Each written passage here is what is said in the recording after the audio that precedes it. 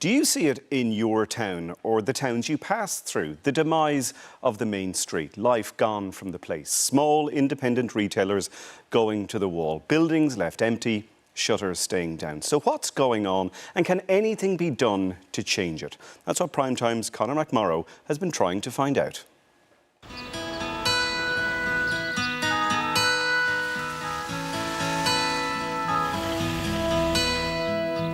Same old face. Things are very slow, but what do? You just go with the times, and that's it.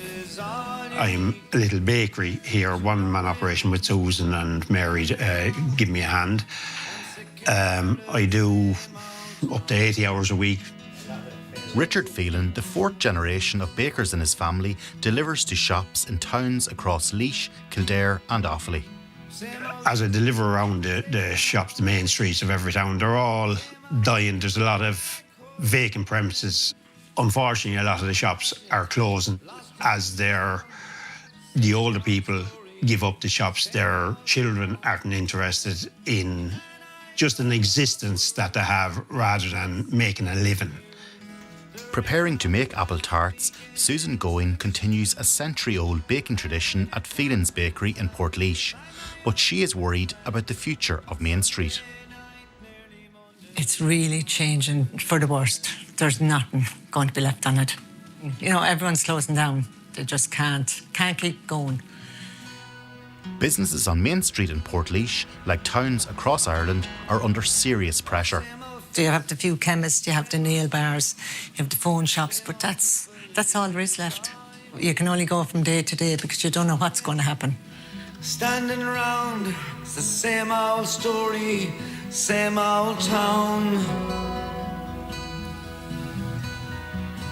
As trade on many main streets struggles, Richard Phelan says requiring people to pay for parking is a problem.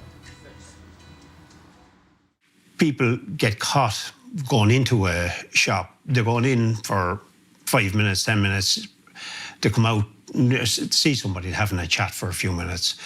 To come out and there's a ticket on their car. And they just say, I'm not going to go back there. I'll pick up stuff on the way home in a local garage on the outskirts of town or whatever. Across the street, a shop first opened almost 100 years ago by renowned Irish cycling hero Al O'Donegan has just closed its doors for the last time. The shop was opened in 1929 by my father, and we've been trading here for 97 years. I came here in 1966, so I put in 60 years here.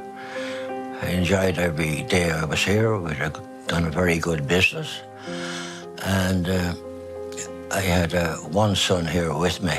Originally, we were solely a bicycle shop, but as time went on, we moved into the TV electrical end. We done firearms, fishing tackle, wreck cars. We opened a video library, and when Kevin came on board, he started a range of telescopes. It was in February I decided I would retire, and Kevin, he felt working here with such small traffic coming in the door, he could repeat to me some day you'd 6 people, 4 people, 10, and said there was no future for him. That's disheartening to think of how busy it was and the way it just dropped. Like, if you walk down the Portlaoise town today, the main street, you can't buy a pint of milk or a newspaper. Most of the shop fronts now are either pubs, nail bars, barber shops, a couple of restaurants. There's not a mix of shops like there was. Eamon Donegan is not alone in closing down. A well-known menswear shop is just gone, and the gift shop, Treasures, will close in the coming days. Businesses have closed here on this street in Portlaoise. Can anything be done to save main streets across Ireland? Some cities and towns have really failed on the planning front when it comes to too much out-of-town shopping and really creates that donut effect. And then they're struggling now, scrambling, trying to revive the town centre. But the problem is the anchors that they've created outside the town are too strong to be able to be the counterweight. And that's the key thing. Retail insolvencies increased by 35% in the first half of 2026 compared to the first 6 months of last year, and 109 retail collapses accounted for nearly 1 in 4 of all insolvencies in the first half of this year. Independent retailers have reached tipping point on main streets in Ireland and further afield. Politicians in other countries have started to react. In the UK, Prime Minister Andy Burnham has pledged to fix Britain's high streets, claiming they are blighted by vape shops, phone repair shops and nail bars, a phenomenon replicated in Ireland. It's important to have vibrancy on the streets, kind of going back to this idea of complete streets. So I would love to see the data on how problematic these vape shops are, the e-shops are. I would love to know if they are as problematic as perhaps the narrative might claim for them to be. Now, do we need a street lined with 5, 6, 7, 8 vape shops? No, possibly not.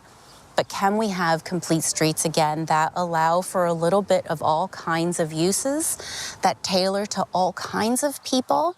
Now the Urban Council wants Kilrush declared an economic disaster area. Put bluntly, Kilrush is a dying town. Exactly 50 years ago, RTE News reported about economic decline in this West Clare town. Business successes and failures are part of the economic cycle in any town, and Kilrush has ebbed and flowed between bad times and good. We have been designated as a heritage town in 1992, and this has given great hope for the town and potential. Today, the face of the streets in this coastal town is changing once more. Businesses built up here in Kilrush for generations are closing their doors for good. A cafe and a traditional corner shop, both in existence for decades, have both closed in the last year. This family-run shoe shop is closing its doors after 30 years in business. In the last 10, 12 years, we'd seen huge changes in how customers were shopping. And there was less and less people started to come in on their feet. And probably the last 6 or 7 years, we could see a steady change in sales.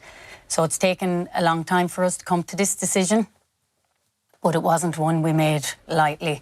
It's another hit to the town, but unfortunately, we couldn't really sustain a living going forward. And I suppose that's really the bottom line. It's very hard, yeah, absolutely very hard. And my family are all in business in Kilrush. We've always employed a lot of people in town, so they've never closed a business in town. So this was hard.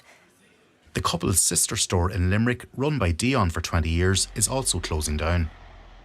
Big sports brands have become and they've become so relevant to people's lives now from head to toe. Everyone's going around in sports gear, casual wear.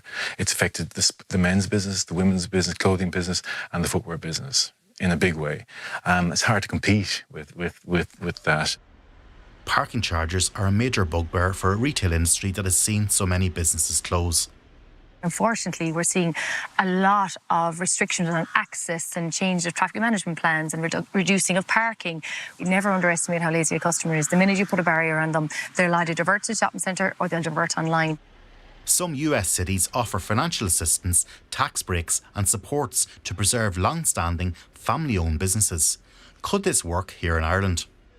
I think the taxation is if you want to change people's habits, it's the most effective way. 23% on shoes, it's huge. Tax is probably a way of dealing where you're not actually taxing people extra for going online because they're currently paying 23%, but you're just taxing less for people who actually are coming in. So maybe that's the way of doing it. Unless they could do something like that in Ireland, the small family stores are gone. This shop closure is just the latest in a series of businesses to fold in Kilrush. This is my town, this is where I grew up. When there was, as I said, there was shops everywhere. We had 2 nightclubs here in Kilrush at one stage. We had 2 hotels. We had a cinema. There's nothing there for kids anymore. Even though some of Dion's neighbouring retailers in Limerick City closed, he was surprised when he got his commercial rates bill this year. From last year, shops are closing all around me, right on my street. And and cobwebs everywhere and all the rest of it, and it doesn't take long. And next thing, I get my January rates bill and it's gone up. I was disappointed, you know, rather than being annoyed that the rates had to increase, because surely everyone on the street knows that there's you know, turnover is not going the right way, and so it was really disappointing. Portlaoise has a long history as a busy market town, as these 1971 pictures show. So can Main Street be saved? So one of the key things for a town centre to remain vibrant and thriving is the retail mix. If county councils and local government are looking to the future of what we do around town centres, they have to think like a shopping centre, because they have it nailed down to a fine art. It's about easy in, easy out. So get in easy, park easy, get out easy. It's about delivering on the retail mix to be able to service the whole of that local population and all their needs. I think that the donut effect can happen and it can unhappen as well, right? We're always seeing fluctuations. So I think that there is a renewed focus on supporting local and bringing commerce back into the city centre, or into the main streets. Buying local means supporting your independent places rather than doing all the online shopping that can detrimentally affect your small independent stores. Others are less optimistic about the future. The Main Street is finished as a shopping centre. It is now a service centre, really. Get your hair done, get your nails done, get your tattoo if you want one, a good tattoo at the end of town. We have to accept that business has changed all over. And what's to happen in the foreseeable future, God only knows.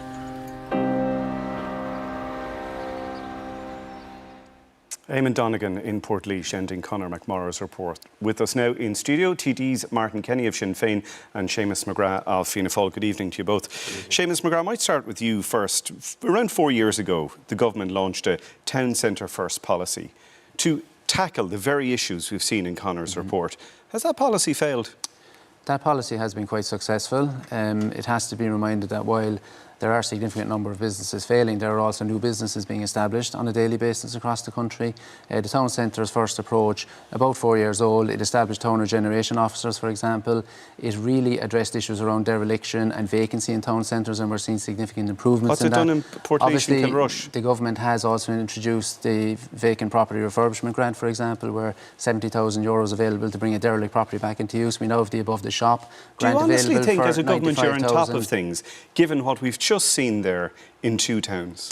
There are changes in terms of consumer habits, Fran, there's no question about that. We are facing difficulties in relation to that, and some of the issues have been touched there. But the reasons for businesses to fail are quite complex, which is why government's approach has to be multi-pronged. And what we have been doing is investing heavily in our town centres to make them more attractive places for people to visit, to shop, to set up businesses, and indeed to live. And we have to bring residents back into our town centres as well. And we believe the likes of the above the shop grant will help to do that. But for example, investment in public realm, investment in urban design, making our places more disability friendly, all these issues will help. It has to be a multi-pronged approach because the challenges out there are quite significant. It isn't just retailers in town centres either. I met retailers in my own constituency, small retailers operating in a shopping centre, for example. They're facing similar challenges in relation to online shopping, in relation to the cost of business. Martin so Kenny, this is a broader I know issue. the default of opposition is to criticise government, but you would have to concede that consumer behaviour is a massive factor. Of course, consumer behaviour is a major part of all of this, and we all recognise that. But at the same time, government has allowed a circle of decline to happen in many of these rural towns across the country. The northwest and the west is the biggest area where we see most of this happening. In Sligo, for instance, we have over 20% dereliction in many of our towns. And, you know, when you have services being withdrawn, we see a post office being withdrawn in many towns, many other government services, then you have more things follow because you have a decline in footfall, so younger people aren't there. Well, what will stop it is, I think, better investment is one of the main things that will stop it. We also have an issue which is seldom brought up in regard to a lot of these towns. In some cases, over 50% of the derelict buildings that are there, long-term derelict, actually have debt on them, which goes back to the Celtic Tiger years where they had borrowings taken out and they were used as security. That debt was sold on to vulture funds so what do you do about that now have a hold on them. And the people that own them can't develop them, can't sell them, can't do anything because these vulture funds are there looking for their money. And government has done nothing to deal with that, just leaving them at the mercy of those people. And that is a real issue for very many of these people in many of these towns. What about the point raised by Jean McCabe that planning is in particular an issue. Out-of-town planning permissions, zapping the life out of towns. Yeah, look, I think there are fair points there. We do have to acknowledge that shopping centres have an economic value as well. They do provide employment, they do provide a base for people to operate businesses. So it's not all bad, but we do have to strike the right balance. There's no question about that. When are you going to start doing that is the question many people might ask. Well, I think the reforms in planning has helped. For example, the regional, spatial and economic plans, for example, will now align much better with local authority plans. We've had a situation in this country over years where local authorities are competing with each other. For example, if we don't grant permission for a shopping centre, our neighbouring local authority will do it. We have to remove that. We have to be more strategic in our planning at a regional level so that kind of competitiveness at a local level is removed, because it is detrimental for local towns. The government investment in the likes of the Town First programme, what that done was it made towns look better. You know, they put in nice footpaths and nice lighting and all of it, made it look, but it done nothing to bring additional business to the town. In many cases, what it actually done was reduce the car parking facilities that were available for people to come and shop on the main street. Well, you have to invest in physical space. We have to but there was millions and millions spent on that. We have to make town and nothing to help the shopkeeper. We have to modernise town centres. As I said, they have to be more disability friendly, for example, more accessible. There's been a lot of investment in transport, such as Local Link, for example, in provincial towns. But what about the point, Seamus McGrath, that was made by Central Shoes? They're shutting their doors, 2 businesses